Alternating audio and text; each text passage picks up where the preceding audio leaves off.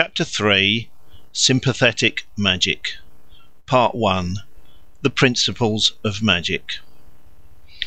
If we analyse the principles of thought on which magic is based, they will probably be found to resolve themselves into two. First, that like produces like, or that an effect resembles its cause. And second, that things which have once been in contact with each other continue to act on each other at a distance after the physical contact has been severed. The former principle may be called the Law of Similarity, the latter the Law of Contact or Contagion.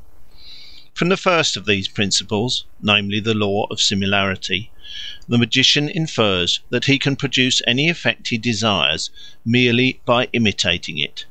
From the second, he infers that whatever he does to a material object will affect equally the person with whom the object was once in contact, whether it formed part of his body or not. Charms based on the Law of Similarity may be called Homeopathic or Imitative Magic. Charms based on the Law of Contact or Contagion may be called Contagious Magic. To denote the first of these branches of magic, the term homoeopathic is perhaps preferable, for the alternative term, imitative or mimetic, suggests, if it does not imply, a conscious agent who imitates, thereby limiting the scope of magic too narrowly. For the same principles which the magician applies in the practice of his art are implicitly believed by him to regulate the operations of inanimate nature. In other words, he tacitly assumes that the laws of similarity and contact are of universal application and are not limited to human actions. In short, magic is a spurious system of natural law as well as a fallacious guide of conduct. It is a false science as well as an abortive art. Regarded as a system of natural law, that is, as a statement of the rules which determine the sequence of events throughout the world, it may be called theoretical magic. Regarded as a set of precepts which human beings observe in order to compass their ends, it may be called practical magic. At the same time, it is to be borne in mind that the primitive magician knows magic only on its practical side. He never analyses the mental processes on which his practice is based, never reflects on the abstract principles involved in his actions. With him, as with the vast majority of men, logic is implicit, not explicit. He reasons just as he digests his food, in complete ignorance of the intellectual and physiological processes which are essential to the one operation and to the other. In short, to him magic is always an art, never a science. The very idea of science is lacking in his undeveloped mind. It is for the philosophic student to trace the train of thought which underlies the magician's practice, to draw out the few simple threads of which the tangled skein is composed, to disengage the abstract principles from their concrete applications. In short, to discern the spurious science behind the bastard art. If my analysis of the magician's logic is correct, its two great principles turn out to be merely two different misapplications of the association of ideas. Homeopathic magic is founded on the association of ideas by similarity. Contagious magic is founded on the association of ideas by contiguity. Homeopathic magic commits the mistake of assuming that things which resemble each other are the same. Contagious magic commits the mistake of assuming that things which have once been in contact with each other are always in contact. But in practice the two branches are often combined, or, to be more exact, while homeopathic or imitative magic may be practised by itself, contagious magic will generally be found to involve an application of the homeopathic or imitative principle. Thus generally stated, the two things may be a little difficult to grasp, but they will readily become intelligible when they are illustrated by particular examples. Both trains of thought are in fact extremely simple and elementary. It could hardly be otherwise, since they are familiar in the concrete though certainly not in the abstract, to the crude intelligence not only of the savage but of ignorant and dull-witted people everywhere. Both branches of magic, the homoeopathic and the contagious, may conveniently be comprehended under the general name of sympathetic magic, since both assume that things act on each other at a distance through a secret sympathy, the impulse being transmitted from one to the other by means of what we may conceive as a kind of invisible ether, not unlike that which is postulated by modern science for a precisely similar purpose, namely, to explain how things can physically affect each other through a space which appears to be empty. It may be convenient to tabulate as follows the branches of magic according to the laws of thought which underlie them. Under the heading of sympathetic magic, or the law of sympathy, there is a left branch, homeopathic magic, or the law of similarity, and a right branch, contagious magic, or the law of contact. I will now illustrate these two great branches of sympathetic magic by examples, beginning with homeopathic magic. Part 2, first part. Homeopathic or imitative magic. Perhaps the most familiar application of the principle that like produces like is the attempt which has been made by many peoples in many ages to injure or destroy an enemy by injuring or destroying an image of him, in the belief that just as the image suffers, so does the man, and that when it perishes he must die. A few instances out of many may be given to prove at once the wide diffusion of the practice over the world, and its remarkable persistence through the ages.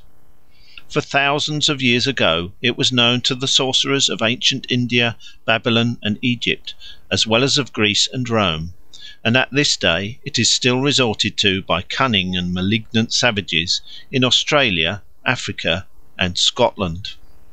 Thus the North American Indians, we are told, believe that by drawing the figure of a person in sand, ashes, or clay, or by considering any object as his body, and then pricking it with a sharp stick, or doing it any other injury, they inflict a corresponding injury on the person represented. For example, when an Ojebwa Indian desires to work evil on anyone, he makes a little wooden image of his enemy and runs a needle into its head or heart, or he shoots an arrow into it, believing that wherever the needle pierces or the arrow strikes the image, his foe will the same instant be seized with a sharp pain in the corresponding part of his body. But if he intends to kill the person outright, he burns or buries the puppet, uttering certain magic words as he does so. The Peruvian Indians moulded images of fat mixed with grain to imitate the persons whom they disliked or feared, and then burnt the effigy on the road where the intended victim was to pass. This they called burning his soul. A Malay charm of the same sort is as follows. Take parings of nails, hair, eyebrows, spittle, and so forth of your intended victim, enough to represent every part of his person, then make them up into his likeness with wax from a deserted bee's comb. Scorch the figure slowly by holding it over a lamp every night for 7 nights, and say, "It is not the wax that I am scorching, it is the liver, heart, and spleen of so-and-so that I scorch." After the 7th time, burn the figure, and your victim will die. This charm obviously combines the principles of homeopathic and contagious magic, since the image which is made in the likeness of an enemy contains things which once were in contact with him, namely his nails, hair, and spittle.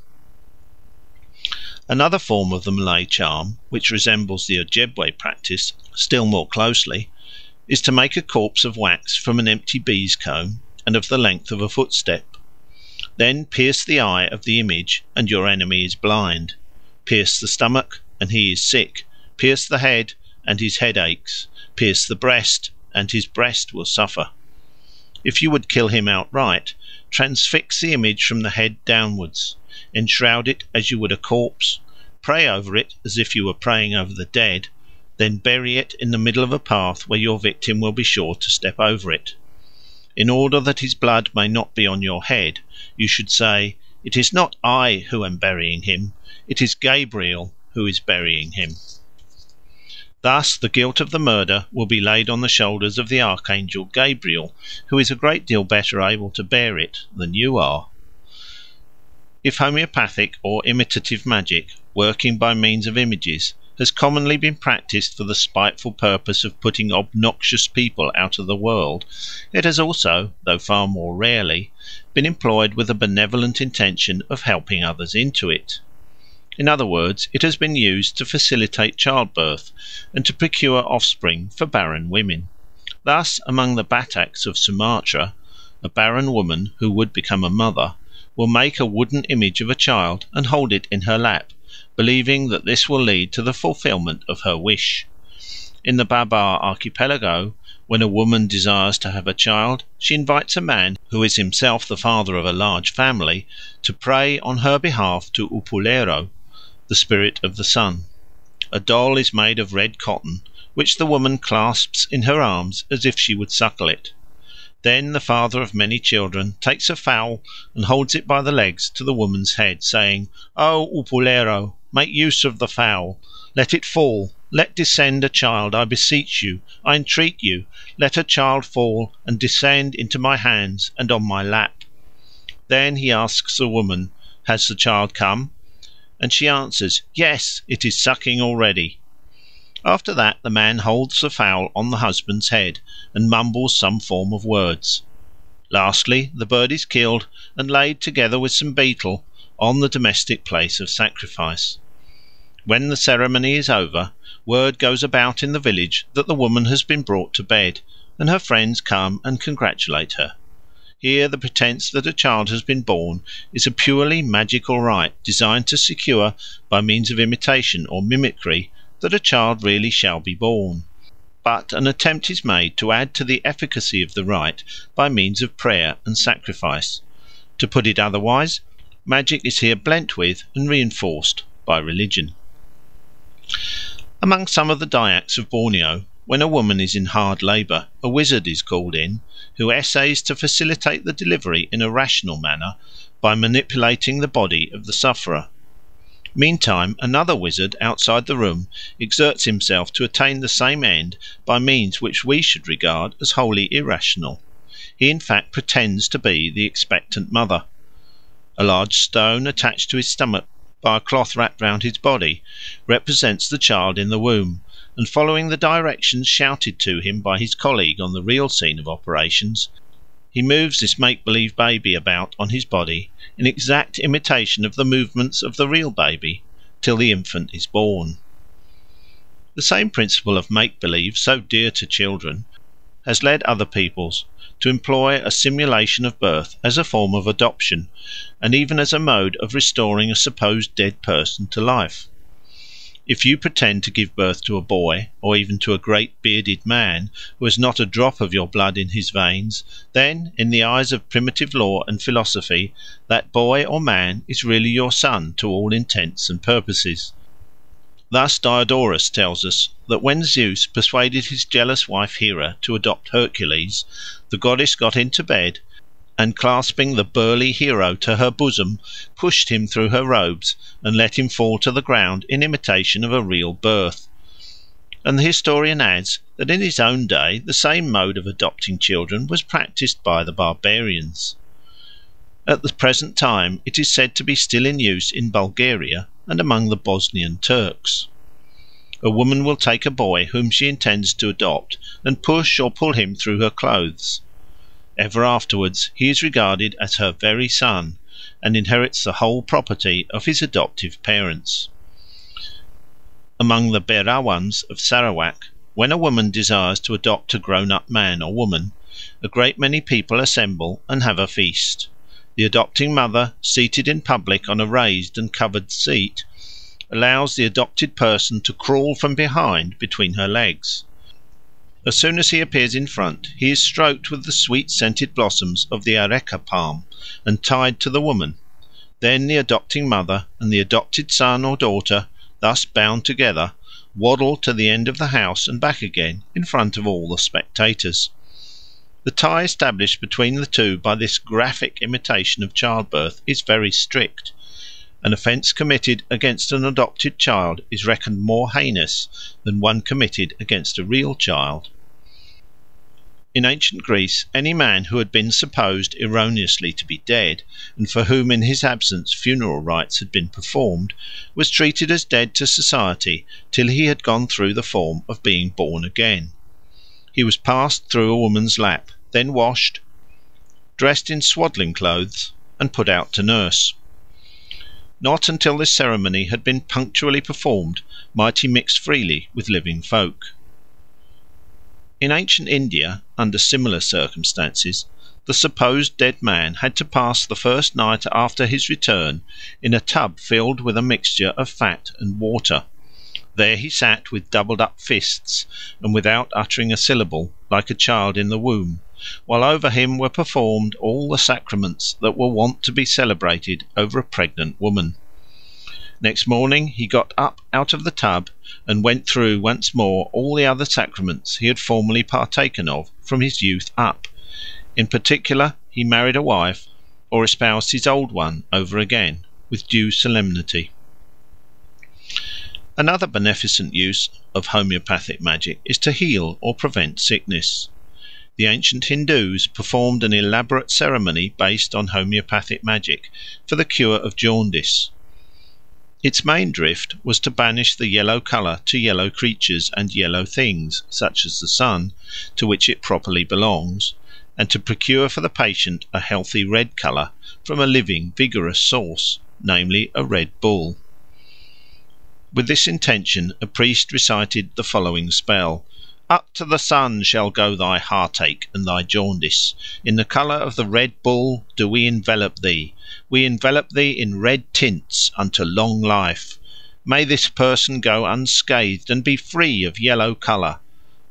The cows, whose divinity is Rohini, they who, moreover, are themselves red, Rohini, in their every form and every strength, we do envelop thee. Into the parrots, into the thrush do we put thy jaundice, and furthermore unto the yellow wagtail do we put thy jaundice." While he uttered these words, the priest, in order to infuse the rosy hue of health into the sallow patient, gave him water to sip, which was mixed with the hair of a red bull. He poured water over the animal's back, and made the sick man drink it. He seated him on the skin of a red bull, and tied a piece of the skin to him. Then, in order to improve his colour by thoroughly eradicating the yellow taint, he proceeded thus. He first daubed him from head to foot with a yellow porridge made of turmeric or curcuma, a yellow plant, set him on a bed, tied 3 yellow birds, to wit a parrot, a thrush, and a yellow wagtail, by means of a yellow string to the foot of the bed. Then, pouring water over the patient, he washed off the yellow porridge, and with it, no doubt, the jaundice, from him to the birds. After that, by way of giving a final bloom to his complexion, he took some hairs of a red bull, wrapped them in gold leaf, and glued them to the patient's skin. The ancients held that if a person suffering from jaundice looked sharply at a stone curlew, and the bird looked steadily at him, he was cured of the disease. Such is the nature, says Plutarch, and such the temperament of the creature, that it draws out and receives the malady which issues like a stream through the eyesight. So well recognised among bird fanciers was this valuable property of the stone curlew, that when they had one of these birds for sale, they kept it carefully covered, lest a jaundiced person should look at it and be cured for nothing. The virtue of the bird lay not in its colour, but in its large golden eye, which naturally drew out the yellow jaundice. Pliny tells of another, or perhaps the same bird, to which the Greeks gave their name for jaundice, because if a jaundiced man saw it, the disease left him and slew the bird. He mentions also a stone, which was supposed to cure jaundice, because its hue resembled that of a jaundiced skin. One of the great merits of homoeopathic magic is that it enables the cure to be performed on the person of the doctor instead of on that of his victim, who is thus relieved of all trouble and inconvenience, while he sees his medical man writhe in anguish before him. For example, the peasants of Perche in France labour under the impression that a prolonged fit of vomiting is brought about by the patient's stomach becoming unhooked, as they call it, and so falling down. Accordingly, a practitioner is called in to restore the organ to its proper place. After hearing the symptoms, he at once throws himself into the most horrible contortions for the purpose of unhooking his own stomach. Having succeeded in the effort, he next hooks it up again in another series of contortions and grimaces, while the patient experiences a corresponding relief. Fee, 5 francs. In like manner, a Dyak medicine man, who has been fetched in a case of illness, will lie down and pretend to be dead. He is accordingly treated like a corpse, is bound up in mats, taken out of the house, and deposited on the ground. After about an hour, the other medicine men loose the pretended dead man and bring him to life, and as he recovers, the sick person is supposed to recover too.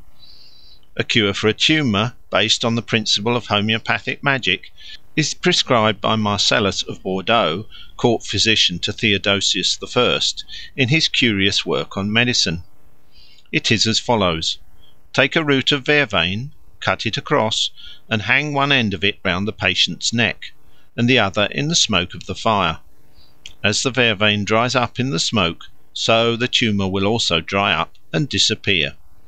If the patient should afterwards prove ungrateful to the good physician, the man of skill can avenge himself very easily by throwing the vervain into water, for as the root absorbs the moisture once more, the tumour will return.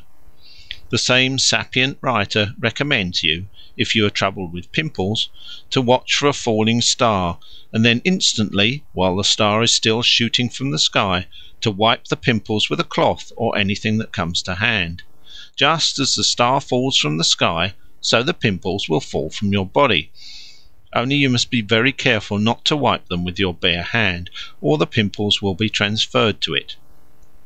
Further, homeopathic and in general sympathetic magic plays a great part in the measures taken by the rude hunter or fisherman to secure an abundant supply of food. On the principle that like produces like, many things are done by him and his friends in deliberate imitation of the result which he seeks to attain, and, on the other hand, many things are scrupulously avoided, because they bear some more or less fanciful resemblance to others which would really be disastrous. Nowhere is the theory of sympathetic magic more systematically carried into practice for the maintenance of the food supply than in the barren regions of Central Australia. Here the tribes are divided into a number of totem clans, each of which is charged with the duty of multiplying their totem for the good of the community by means of magic or ceremonies. Most of the totems are edible animals and plants, and the general result supposed to be accomplished by these ceremonies is that of supplying the tribe with food and other necessaries. Often the rites consist of an imitation of the effect which the people desire to produce. In other words, their magic is homeopathic or imitative. Thus, among the Warramunga, the headman of the white cockatoo totem seeks to multiply white cockatoos by holding an effigy of the bird and mimicking its harsh cry. Among the Arunta, the men of the witchetty grub totem perform ceremonies for multiplying the grub which the other members of the tribe use as food. One of the ceremonies is a pantomime representing the fully developed insect in the act of emerging from the chrysalis. A long, narrow structure of branches is set up to imitate the chrysalis case of the grub. In this structure a number of men, who have the grub for their totem, sit and sing of the creature in its various stages. Then they shuffle out of it in a squatting posture, and as they do so they sing of the insect emerging from the chrysalis. This is supposed to multiply the numbers of the grubs. Again, in order to multiply emus, which are an important article of food, the men of the emu totem paint on the ground the sacred design of their totem, especially the parts of the emu which they like best to eat, namely the fat and the eggs. Round this painting the men sit and sing. Afterwards performers, wearing headdresses to represent the long neck and small head of the emu, mimic the appearance of the bird as it stands aimlessly peering about in all directions. The Indians of British Columbia live largely upon the fish which abound in their seas and rivers. If the fish do not come in due season, and the Indians are hungry, a Nootka wizard will make an image of a swimming fish and put it into the water in the direction from which the fish generally appear. This ceremony, accompanied by a prayer to the fish to come, will cause them to arrive at once. The islanders of the Torres Straits use models of dugong and turtles to charm dugong and turtle to their destruction. The Torajas of central Celebes believe that things of the same sort attract each other by means of their indwelling spirits or vital ether. Hence they hang up the jawbones of deer and wild pigs in their houses, in order that the spirits which animate these bones may draw the living creatures of the same kind into the path of the hunter. In the island of Nias, when a wild pig has fallen into the pit prepared for it, the animal is taken out and its back is rubbed with 9 fallen leaves, in the belief that this will make 9 more wild pigs fall into the pit, just as the 9 leaves fell from the tree. In the East Indian islands of Saparoea, Haroekoe, and Noessa Laut, when a fisherman is about to set a trap for fish in the sea, he looks out for a tree of which the fruit has been much pecked at by birds. From such a tree he cuts a stout branch and makes of it the principal post in his fish trap, for he believes that just as the tree lured many birds to its fruit, so the branch cut from that tree will lure many fish to the trap. The western tribes of British New Guinea employ a charm to aid the hunter in spearing dugong or turtle. A small beetle which haunts coconut trees is placed in the hole of the spear haft into which the spearhead fits. This is supposed to make the spearhead stick fast in the dugong or turtle, just as the beetle sticks fast to a man's skin when it bites him. When a Cambodian hunter has set his nets and taken nothing, he strips himself naked, goes some way off, then strolls up to the net as if he did not see it, lets himself be caught in it, and cries, "Hello, what's this? I'm afraid I'm caught." After that the net is sure to catch game. A pantomime of the same sort has been acted within living memory in our Scottish Highlands. The Reverend James MacDonald, now of Ray in Caithness, tells us that in his boyhood, when he was fishing with companions about Loch Aline, and they had had no bites for a long time, they used to make a pretence of throwing one of their fellows overboard and hauling him out of the water, as if he were a fish. After that the trout or silloch would begin to nibble, according as the boat was on fresh or salt water. Before a carrier Indian goes out to snare martins, he sleeps by himself for about 10 nights beside the fire, with a little stick pressed down on his neck. This naturally causes the fall stick of his trap to drop down on the neck of the martin. Among the Galelareese, who inhabit a district in the northern part of Halmahera, a large island to the west of New Guinea, it is a maxim that when you are loading your gun to go out shooting, you should always put the bullet in your mouth before you insert it in the gun, for by so doing you practically eat the game that is to be hit by the bullet, which therefore cannot possibly miss the mark. A Malay who has baited a trap for crocodiles and is awaiting results is careful in eating his curry always to begin by swallowing 3 lumps of rice successively, for this helps the bait to slide more easily down the crocodile's throat. He is equally scrupulous not to take any bones out of his curry, for if he did, it seems clear that the sharp pointed stick on which the bait is skewered would similarly work itself loose, and the crocodile would get off with the bait. Hence, in these circumstances, it is prudent for the hunter, before he begins his meal, to get somebody else to take the bones out of his curry, otherwise he may at any moment have to choose between swallowing a bone and losing the crocodile. This last rule is an instance of the things which the hunter abstains from doing, lest, on the principle that like produces like, they should spoil his luck. For it is to be observed that the system of sympathetic magic is not merely composed of positive precepts, it comprises a very large number of negative precepts, that is, prohibitions. It tells you not merely what to do, but also what to leave undone. The positive precepts are charms, the negative precepts are taboos. In fact, the whole doctrine of taboo, or at all events a large part of it, would seem to be only a special application of sympathetic magic, with its two great laws of similarity and contact. Though these laws are certainly not formulated in so many words, nor even conceived in the abstract by the savage, they are nevertheless implicitly believed by him to regulate the course of nature quite independently of human will. He thinks that if he acts in a certain way, certain consequences will inevitably follow in virtue of one or other of these laws, and if the consequences of a particular act appear to him likely to prove disagreeable or dangerous, he is naturally careful not to act in that way, lest he should incur them. In other words, he abstains from doing that which, in accordance with his mistaken notions of cause and effect, he falsely believes would injure him. In short, he subjects himself to a taboo. Thus taboo is so far a negative application of practical magic. Positive magic or sorcery says, do this in order that so and so may happen. Negative magic or taboo says, do not do this lest so and so should happen. The aim of positive magic or sorcery is to produce a desired event. The aim of negative magic or taboo is to avoid an undesirable one. But both consequences, the desirable and the undesirable, are supposed to be brought about in accordance with the laws of similarity and contact. And just as the desired consequence is not really effected by the observance of a magical ceremony, so the dreaded consequence does not really result from the violation of a taboo. If the supposed evil necessarily followed a breach of taboo, the taboo would not be a taboo, but a precept of morality or common sense.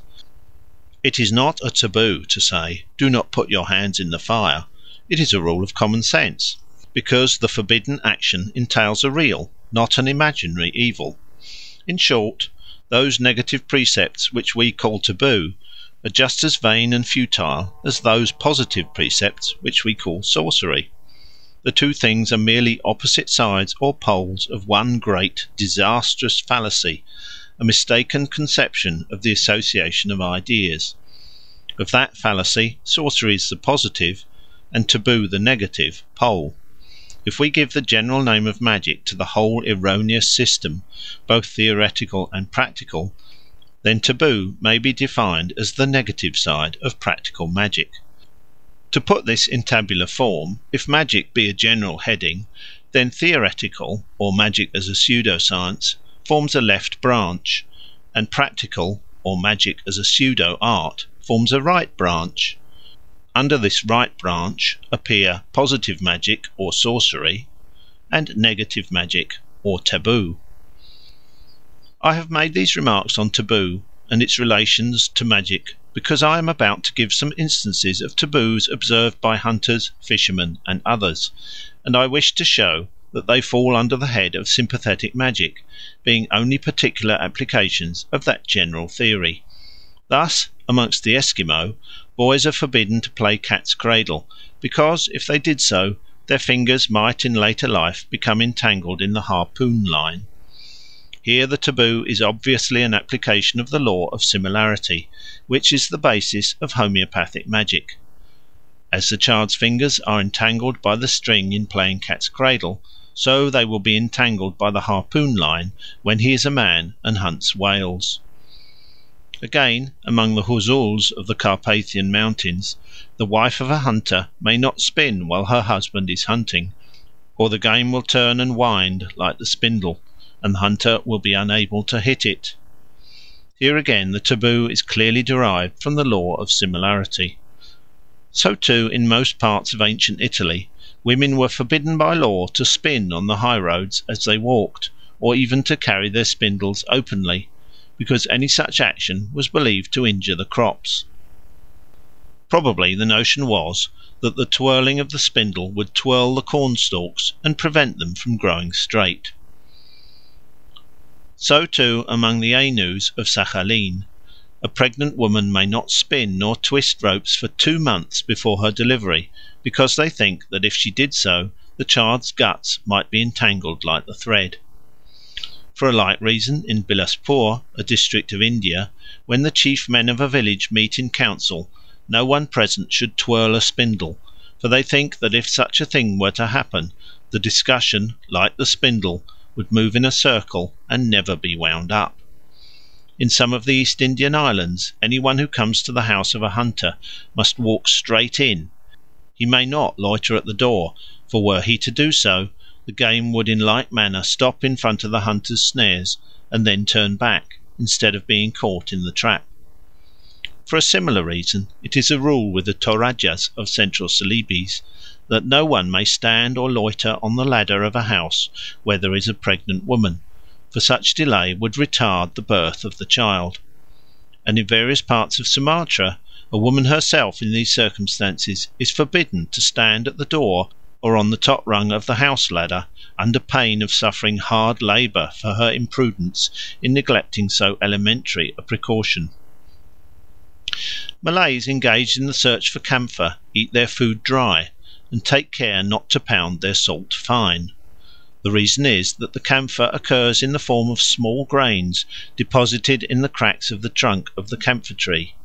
Accordingly, it seems plain to the Malay that if, while seeking for camphor, he were to eat his salt finely ground, the camphor would be found also in fine grains; whereas by eating his salt coarse, he ensures that the grains of the camphor will also be large.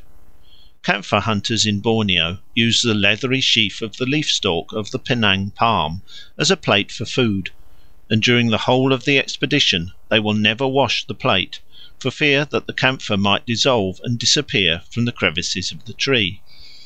Apparently they think that to wash their plates would be to wash out the camphor crystals from the trees in which they are embedded. The chief product of some parts of Laos, a province of Siam, is lac. This is a resinous gum exuded by a red insect on the young branches of trees, to which the little creatures have to be attached by hand. All who engage in the business of gathering the gum abstain from washing themselves, and especially from cleansing their heads, lest by removing the parasites from their hair they should detach the other insects from the boughs.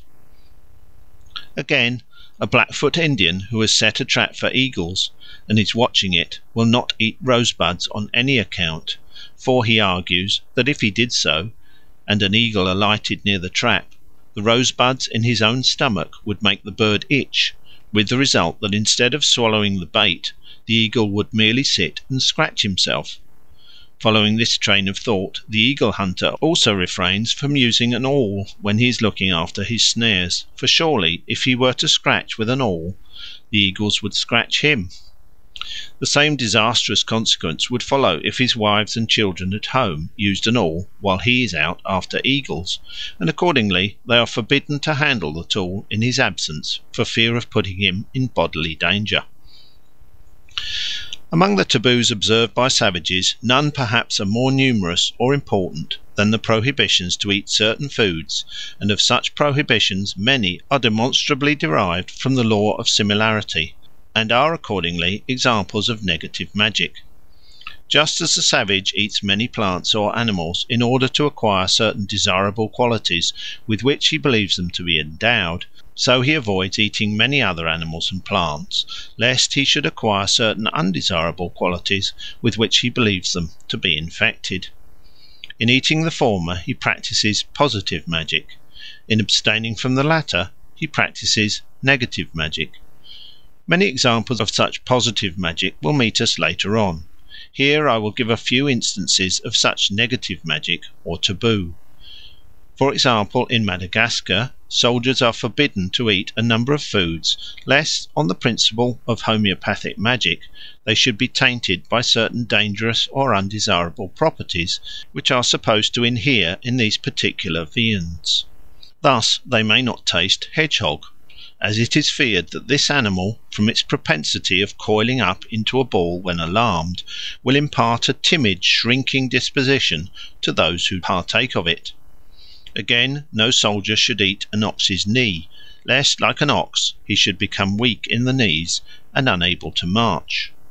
Further, the warrior should be careful to avoid partaking of a cock that has died fighting, or anything that has been speared to death, and no male animal may on any account be killed in his house while he is away at the wars.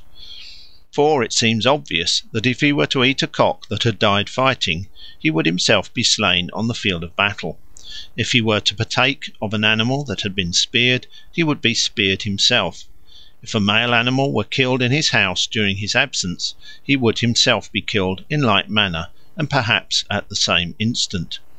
Further, the Malagasy soldier must eschew kidneys, because in the Malagasy language the word for kidney is the same as that for shot, so shot he would certainly be if he ate a kidney.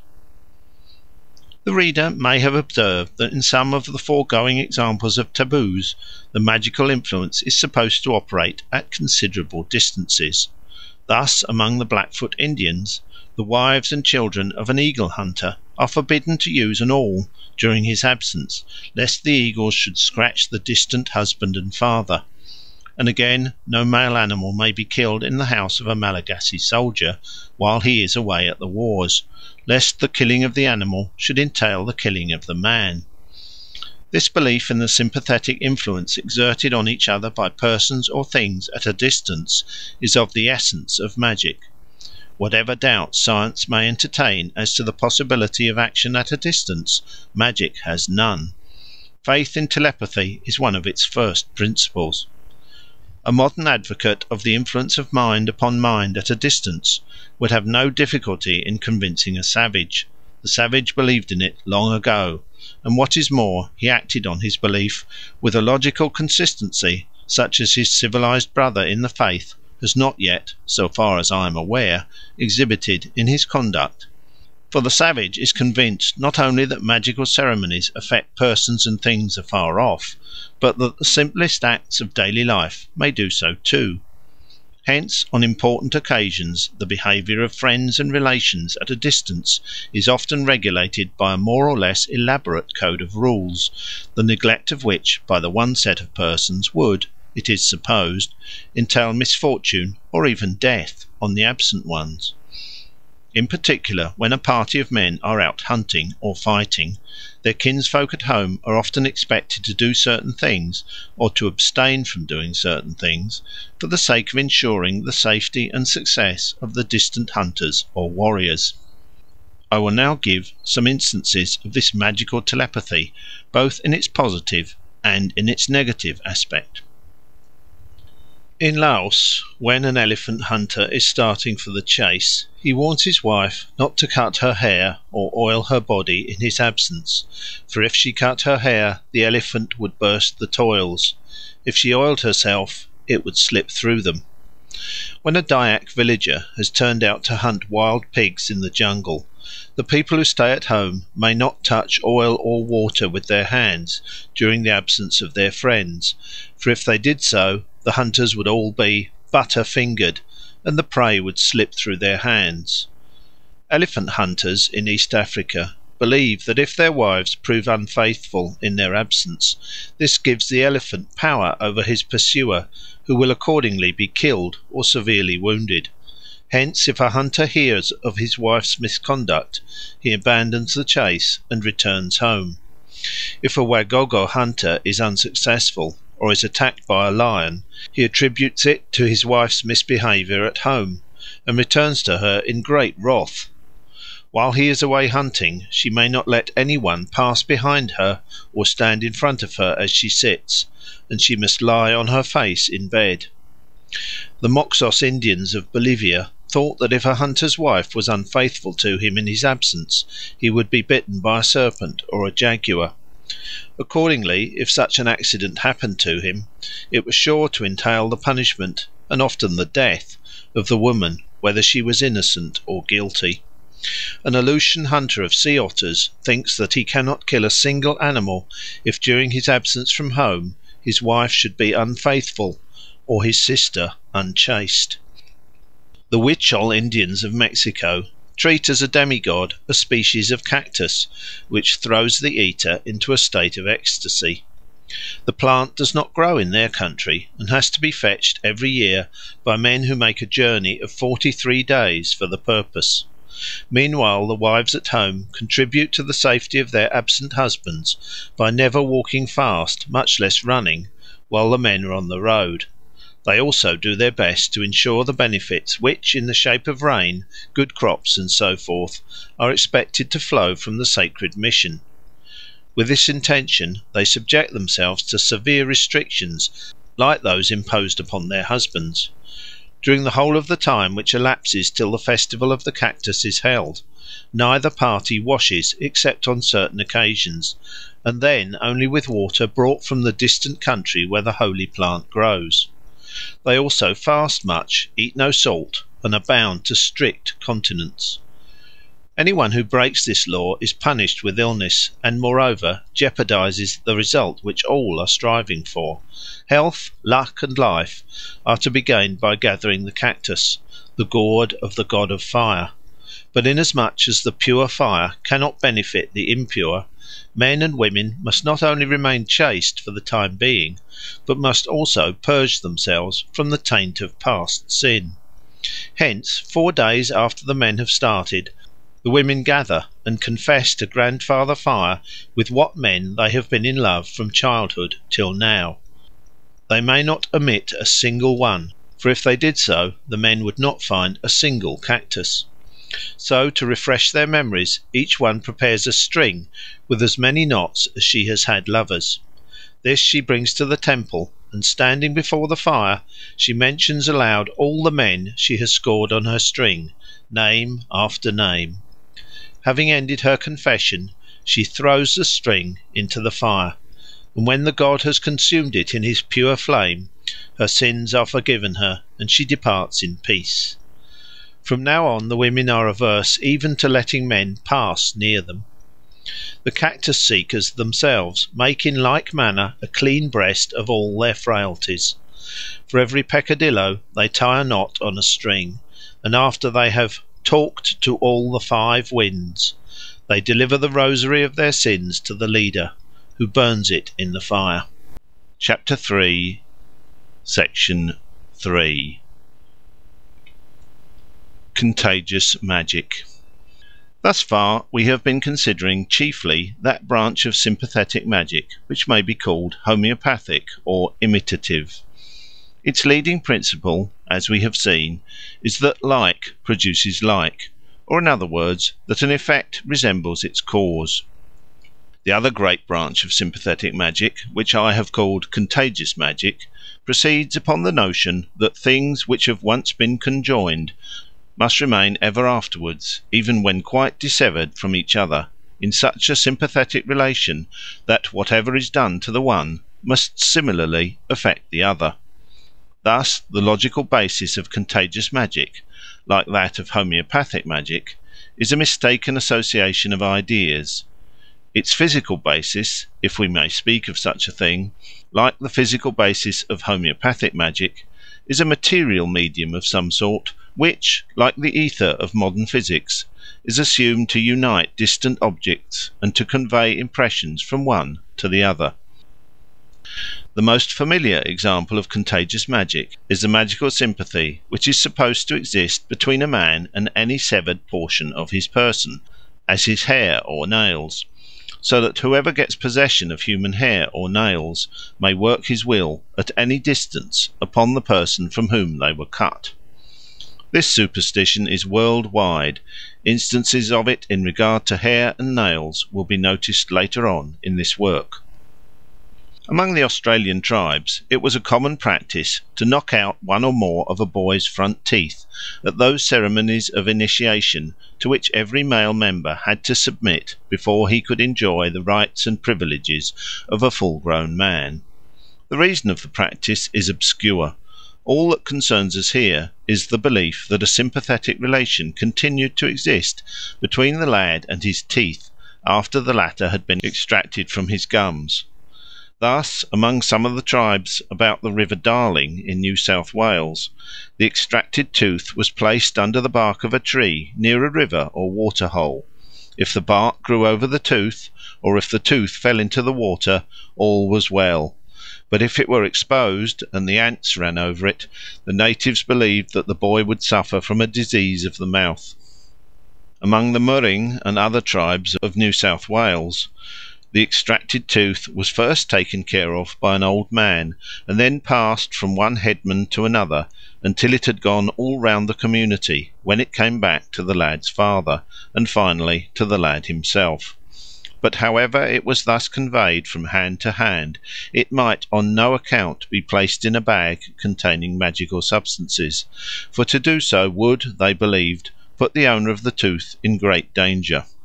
The late Dr. Howitt once acted as custodian of the teeth which had been extracted from some novices at a ceremony of initiation, and the old men earnestly besought him not to carry them in a bag in which they knew that he had some quartz crystals. They declared that if he did so, the magic of the crystals would pass into the teeth and so injure the boys. Nearly a year after Dr. Howitt's return from the ceremony, he was visited by one of the principal men of the Murring tribe, who had travelled some 250 miles from his home to fetch back the teeth. This man explained that he had been sent for them because one of the boys had fallen into ill health, and it was believed that the teeth had received some injury which had affected him. He was assured that the teeth had been kept in a box apart from any substances like quartz crystals which could influence them, and he returned home bearing the teeth with him, carefully wrapped up and concealed. The Basutos are careful to conceal their extracted teeth, lest these should fall into the hands of certain mythical beings who haunt graves, and who could harm the owner of the tooth by working magic on it.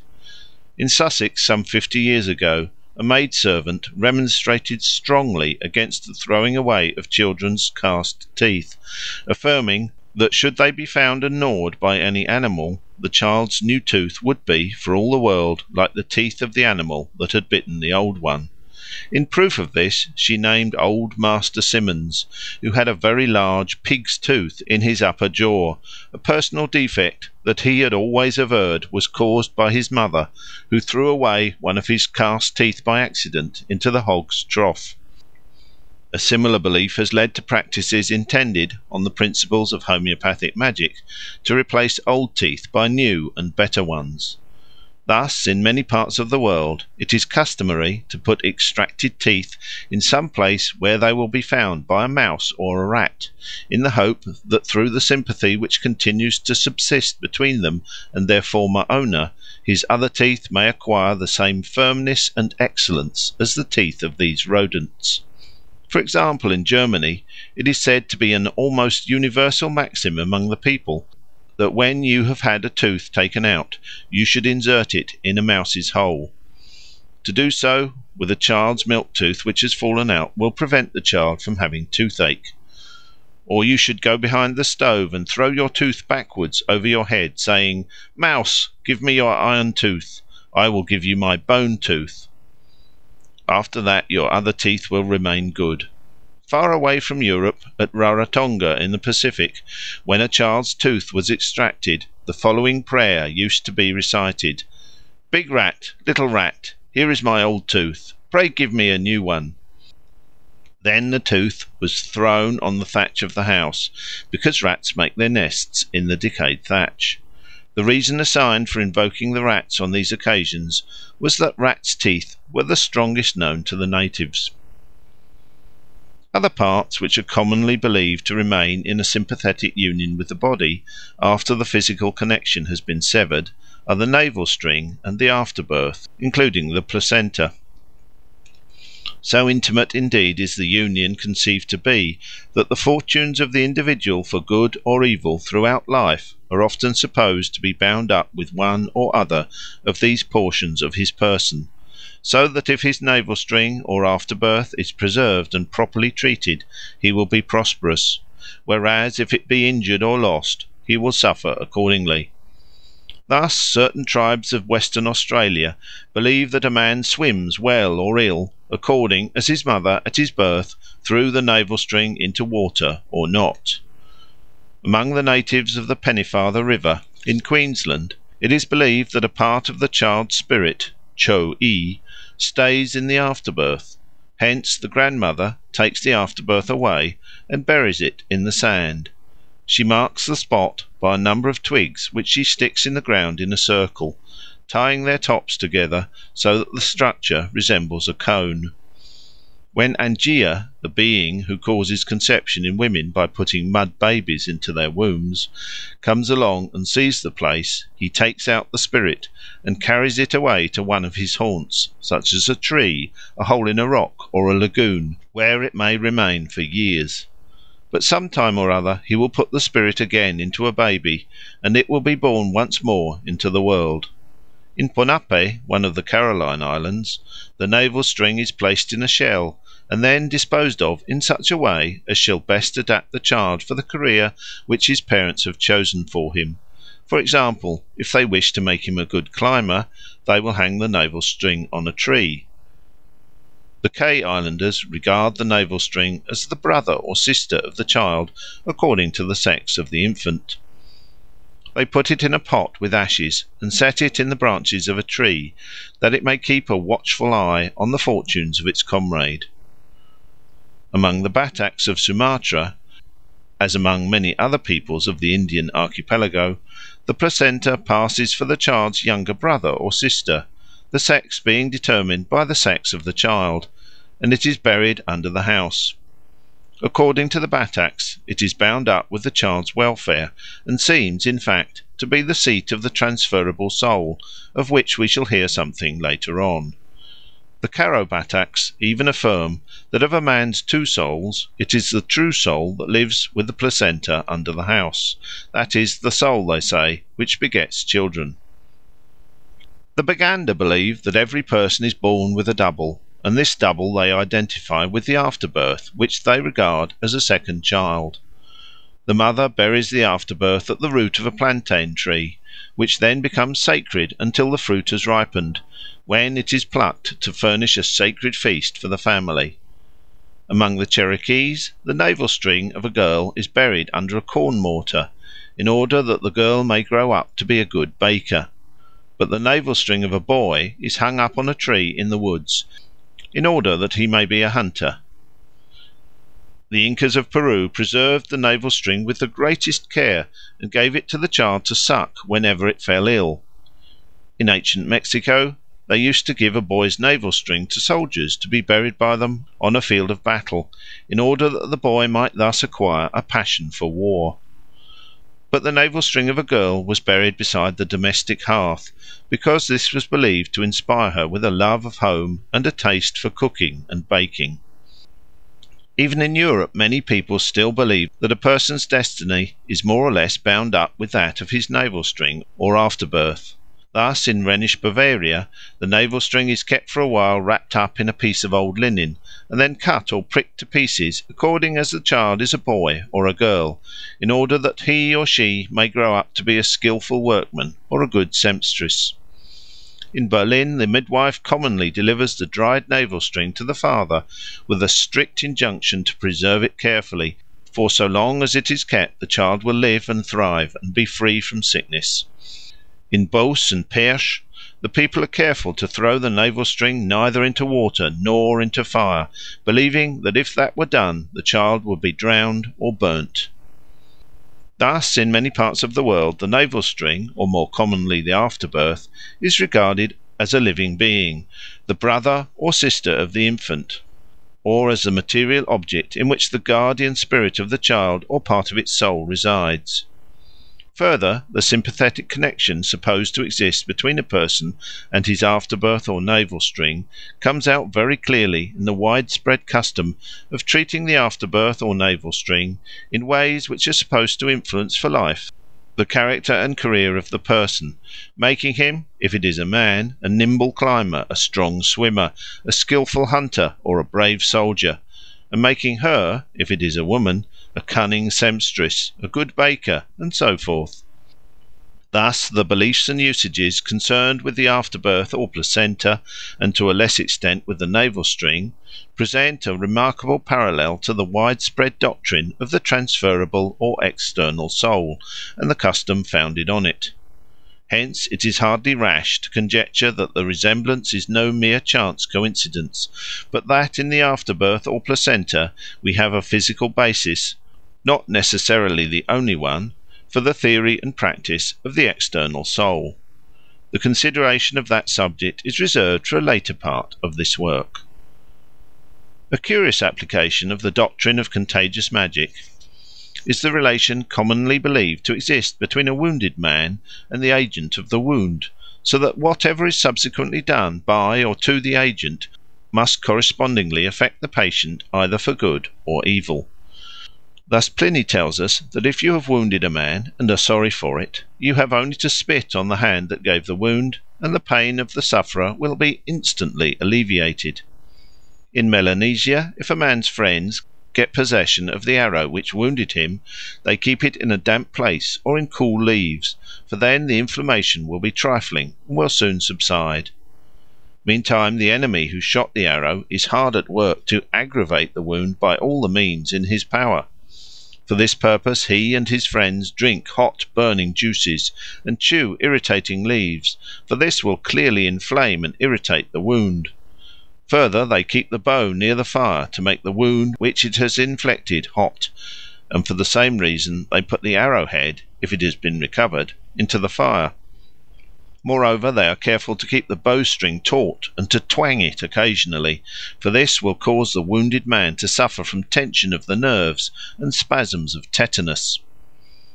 It is constantly received and avouched, says Bacon, that the anointing of the weapon that maketh the wound will heal the wound itself. In this experiment upon the relation of men of credit, though myself as yet am not fully inclined to believe it, you shall note the points following. First, the ointment wherewith this is done is made of diverse ingredients, whereof the strangest and hardest to come by are the moss upon the skull of a dead man unburied, and the fats of a boar and a bear killed in the act of generation. The precious ointment compounded out of these and other ingredients was applied, as the philosopher explains, not to the wound but to the weapon, and that even though the injured man was at a great distance and knew nothing about it. The experiment, he tells us, had been tried of wiping the ointment off the weapon without the knowledge of the person hurt, with the result that he was presently in a great rage of pain until the weapon was anointed again. Moreover, it is affirmed that if you cannot get the weapon, yet if you put an instrument of iron or wood resembling the weapon into the wound, whereby it bleedeth, the anointing of that instrument will serve and work the effect. Remedies of the sort which Bacon deemed worthy of his attention are still in vogue in the eastern counties of England. Thus in Suffolk, if a man cuts himself with a billhook or scythe, he always takes care to keep the weapon bright and oils it to prevent the wound from festering. If he runs a thorn, or, as he calls it, a bush, into his hand, he oils or greases the extracted thorn.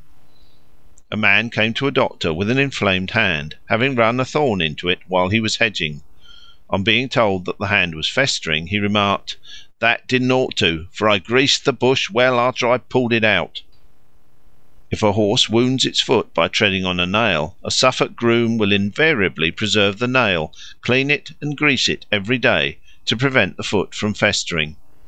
Similarly, Cambridgeshire labourers think that if a horse has run a nail into its foot, it is necessary to grease the nail with lard or oil and put it away in some safe place, or the horse will not recover. A few years ago a veterinary surgeon was sent for to attend a horse which had ripped its side open on the hinge of a farm gate-post. On arriving at the farm he found that nothing had been done to the wounded horse, but that a man was busy trying to prise the hinge out of the gate-post in order that it might be greased and put away, which, in the opinion of the Cambridge wiseacres, would conduce to the recovery of the animal. Similarly, Essex rustics opine that if a man has been stabbed with a knife, it is essential to his recovery that the knife should be greased and laid across the bed on which the sufferer is lying. So in Bavaria you are directed to anoint a linen rag with grease and tie it on the edge of the axe that cut you, taking care to keep the sharp edge upwards. As the grease on the axe dries, your wound heals. Similarly, in the Harz Mountains, they say that if you cut yourself, you ought to smear the knife or the scissors with fat, and put the instrument away in a dry place, in the name of the Father, of the Son, and of the Holy Ghost. As the knife dries, the wound heals. Other people, however, in Germany, say that you should stick the knife in some damp place in the ground, and that your hurt will heal as the knife rusts. Others again, in Bavaria, recommend you to smear the axe, or whatever it is, with blood, and put it under the eaves.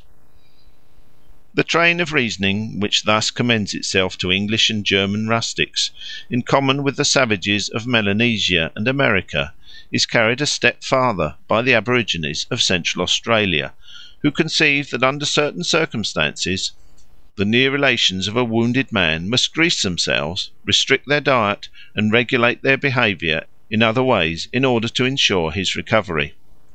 Thus, when a lad has been circumcised and the wound is not yet healed, his mother may not eat a possum, or a certain kind of lizard, or carpet snake, or any kind of fat, for otherwise she would retard the healing of the boy's wound.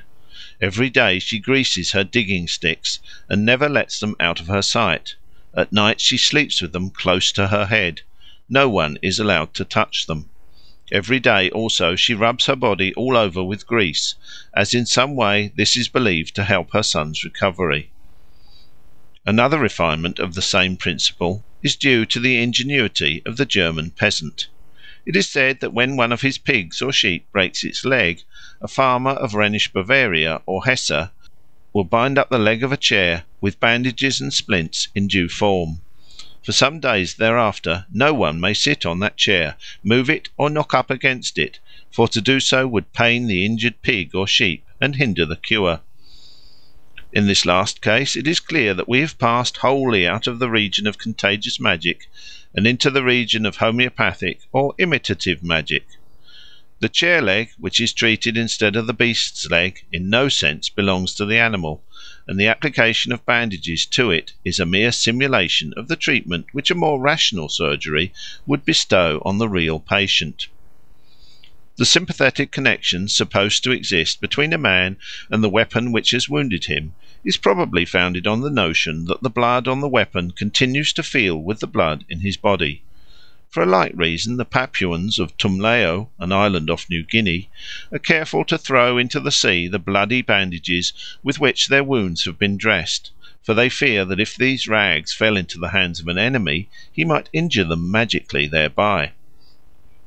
Once, when a man with a wound in his mouth, which bled constantly, came to the missionaries to be treated, his faithful wife took great pains to collect all the blood and cast it into the sea.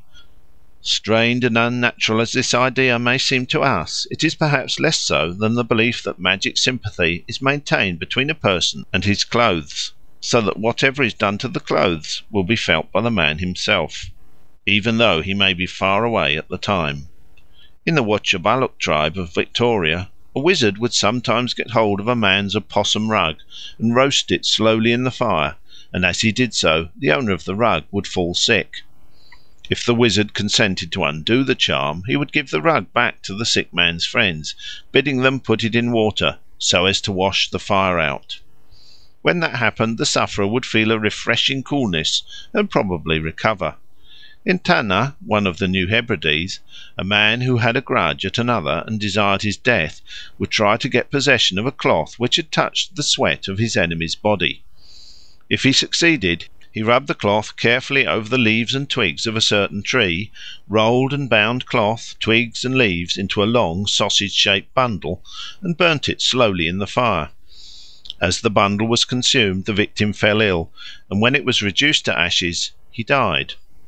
In this last form of enchantment, however, the magical sympathy may be supposed to exist not so much between the man and the cloth as between the man and the sweat which issued from his body. But in other cases of the same sort it seems that the garment by itself is enough to give the sorcerer a hold upon his victim. The witch in Theocritus, while she melted an image or lump of wax in order that her faithless lover might melt with love of her, did not forget to throw into the fire a shred of his cloak which he had dropped in her house. In Prussia they say that if you cannot catch a thief, the next best thing you can do is to get hold of a garment which he may have shed in his flight, for if you beat it soundly, the thief will fall sick. This belief is firmly rooted in the popular mind. Some 80 or 90 years ago, in the neighbourhood of Berend, a man was detected trying to steal honey, and fled, leaving his coat behind him. When he heard that the enraged owner of the honey was mauling his lost coat, he was so alarmed that he took to his bed and died. Again, magic may be wrought on a man sympathetically, not only through his clothes and severed parts of himself, but also through the impressions left by his body in sand or earth. In particular, it is a worldwide superstition that by injuring footprints you injure the feet that made them. Thus the natives of southeastern Australia think that they can lame a man by placing sharp pieces of quartz, glass, bone, or charcoal in his footprints. Rheumatic pains are often attributed by them to this cause. Seeing a Tantungolung man very lame, Mr. Howitt asked him what was the matter. He said, "Some fellow has put bottle in my foot." He was suffering from rheumatism, but believed that an enemy had found his foot track and had buried in it a piece of broken bottle, the magic influence of which had entered his foot. Similar practices prevail in various parts of Europe. Thus in Mecklenburg it is thought that if you drive a nail into a man's footprint, he will fall lame. Sometimes it is required that the nail should be taken from a coffin. A like mode of injuring an enemy is resorted to in some parts of France. It is said that there was an old woman who used to frequent Stow in Suffolk, and she was a witch. If, while she walked, any one went after her and stuck a nail or a knife into her footprint in the dust, the dame could not stir a step till it was withdrawn. Among the South Slavs, a girl will dig up the earth from the footprints of the man she loves and put it in a flower pot. Then she plants in the pot a marigold, a flower that is thought to be fadeless. And as its golden blossom grows and blooms and never fades, so shall her sweetheart's love grow and bloom and never, never fade. Thus the love spell acts on the man through the earth he trod on. An old Danish mode of concluding a treaty was based on the same idea of the sympathetic connection between a man and his footprints. The covenanting parties sprinkled each other's footprints with their own blood, thus giving a pledge of fidelity. In ancient Greece, superstitions of the same sort seem to have been current, for it was thought that if a horse stepped on the track of a wolf, he was seized with numbness, and a maxim ascribed to Pythagoras forbade people to pierce a man's footprints with a nail or a knife. The same superstition is turned to account by hunters in many parts of the world for the purpose of running down the game. Thus a German huntsman will stick a nail taken from a coffin into the fresh spoor of the quarry, believing that this will hinder the animal from escaping. The aborigines of Victoria put hot embers in the tracks of the animal they were pursuing. Hottentot hunters throw into the air a handful of sand taken from the footprints of the game, believing that this will bring the animal down. Thompson Indians used to lay charms on the tracks of wounded deer.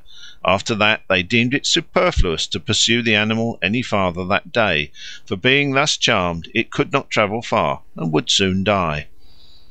Similarly, Ojebway Indians placed medicine on the track of the first deer or bear they met with, supposing that this would soon bring the animal into sight, even if it were 2 or 3 days' journey off, for this charm had power to compress a journey of several days into a few hours. Ewe hunters of West Africa stab the footprints of game with a sharp-pointed stick in order to maim the quarry and allow them to come up with it. But though the footprint is the most obvious, it is not the only impression made by the body through which magic may be wrought on a man. The aborigines of southeastern Australia believe that a man may be injured by burying sharp fragments of quartz, glass, and so forth in the mark made by his reclining body. The magical virtue of these sharp things enters his body and causes those acute pains which the ignorant European puts down to rheumatism. We can now understand why it was a maxim with the Pythagoreans that in rising from bed you should smooth away the impression left by your body on the bedclothes. The rule was simply an old precaution against magic, forming part of a whole code of superstitious maxims which antiquity fathered on Pythagoras, though doubtless they were familiar to the barbarous forefathers of the Greeks long before the time of that philosopher. Part 4. The Magician's Progress. We have now concluded our examination of the general principles of sympathetic magic. The examples by which I have illustrated them have been drawn for the most part from what may be called private magic, that is, from magical rites and incantations practised for the benefit or the injury of individuals. But in savage society there is commonly to be found in addition what we may call public magic, that is, sorcery practised for the benefit of the whole community. Wherever ceremonies of this sort are observed for the common good, it is obvious that the magician ceases to be merely a private practitioner and becomes to some extent a public functionary. The development of such a class of functionaries is of great importance for the political as well as the religious evolution of society. For when the welfare of the tribe is supposed to depend on the performance of these magical rites, the magician rises into a position of much influence and repute, and may readily acquire the rank and authority of a chief or king.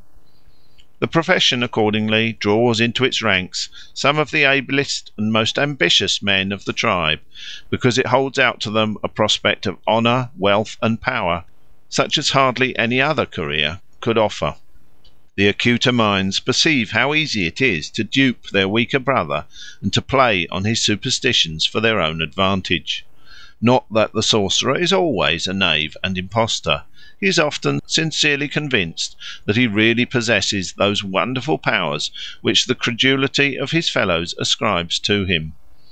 But the more sagacious he is, the more likely he is to see through the fallacies which impose on duller wits. Thus the ablest members of the profession must tend to be more or less conscious deceivers, and it is just these men who, in virtue of their superior ability, will generally come to the top and win for themselves positions of the highest dignity and the most commanding authority. The pitfalls which beset the path of the professional sorcerer are many, and as a rule only the man of coolest head and sharpest wit will be able to steer his way through them safely. For it must always be remembered that every single profession and claim put forward by the magician as such is false. Not one of them can be maintained without deception, conscious or unconscious. Accordingly, the sorcerer who sincerely believes in his own extravagant pretensions is in far greater peril, and is much more likely to be cut short in his career than the deliberate impostor. The honest wizard always expects that his charms and incantations will produce their supposed effect, and when they fail, not only really, as they always do, but conspicuously and disastrously, as they often do, he is taken aback. He is not, like his knavish colleague, ready with a plausible excuse to account for the failure, and before he can find one he may be knocked on the head by his disappointed and angry employers. The general result is that at this stage of social evolution the supreme power tends to fall into the hands of men of the keenest intelligence and the most unscrupulous character. If we could balance the harm they do by their knavery against the benefits they confer by their superior sagacity, it might well be found that the good greatly outweighed the evil. For more mischief has probably been wrought in the world by honest fools in high places than by intelligent rascals. Once your shrewd rogue has attained the height of his ambition, and has no longer any selfish end to further, he may, and often does, turn his talents, his experience, his resources to the service of the public. Many men who have been least scrupulous in the acquisition of power have been most beneficent in the use of it, whether the power they aimed at, and won, was that of wealth, political authority, or what not. In the fields of politics, the wily intriguer, the ruthless victor, may end by being a wise and magnanimous ruler, blessed in his lifetime, lamented at his death, admired and applauded by posterity. Such men, to take two of the most conspicuous instances, were Julius Caesar and Augustus.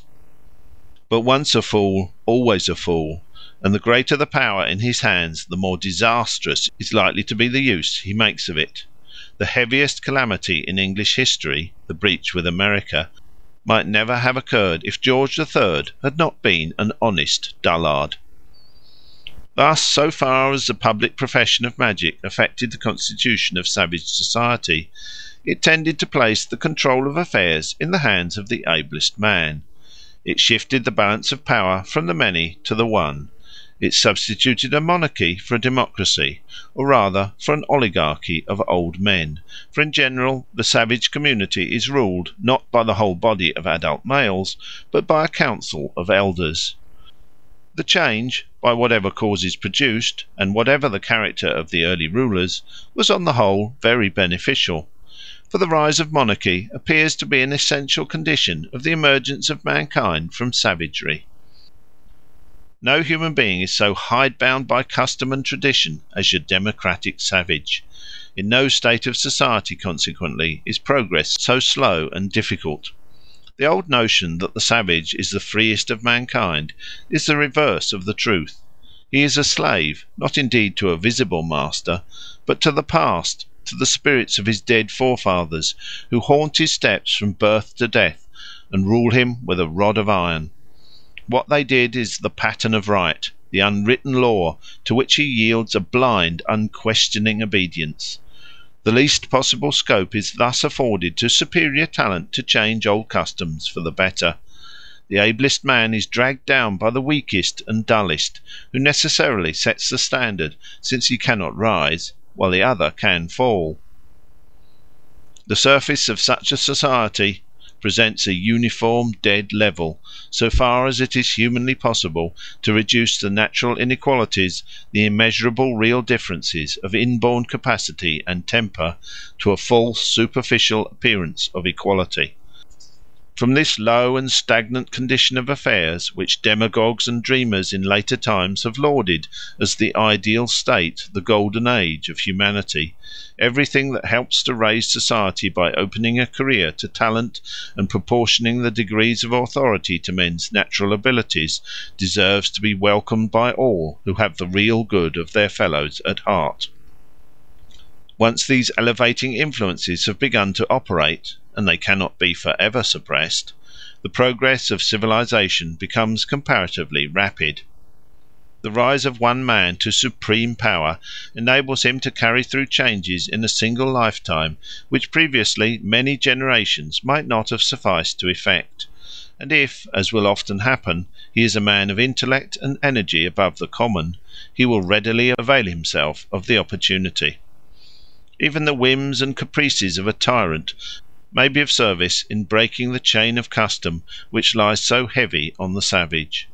And as soon as the tribe ceases to be swayed by the timid and divided counsels of the elders, and yields to the direction of a single strong and resolute mind, it becomes formidable to its neighbours, and enters on a career of aggrandisement which at an early stage of history is often highly favourable to social, industrial, and intellectual progress.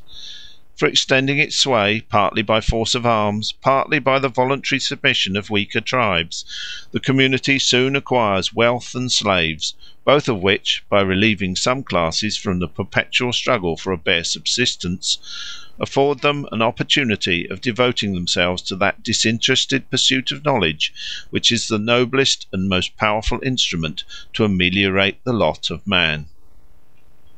Intellectual progress, which reveals itself in the growth of art and science, and the spread of more liberal views, cannot be dissociated from industrial or economic progress, and that, in its turn, receives an immense impulse from conquest and empire.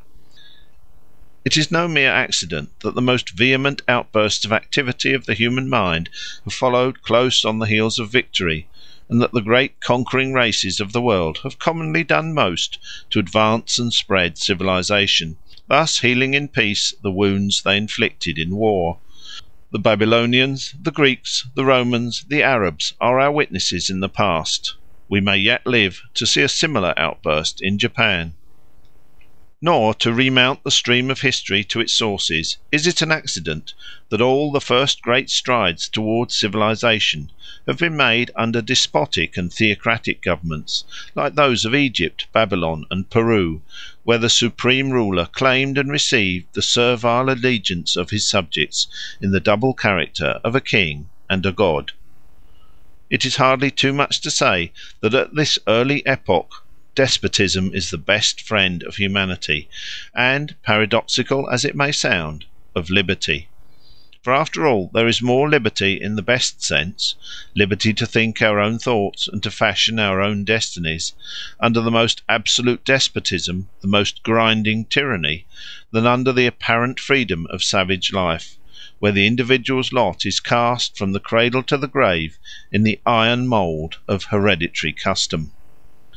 So far, therefore, as the public profession of magic has been one of the roads by which the ablest men have passed to supreme power, it has contributed to emancipate mankind from the thraldom of tradition and to elevate them into a larger, freer life with a broader outlook on the world. This is no small service rendered to humanity, and when we remember further that in another direction magic has paved the way for science, we are forced to admit that if the black art has done much evil, it has also been the source of much good; that if it is the child of error, it has yet been the mother of freedom and truth. End of Chapter 3 of the Golden Bough.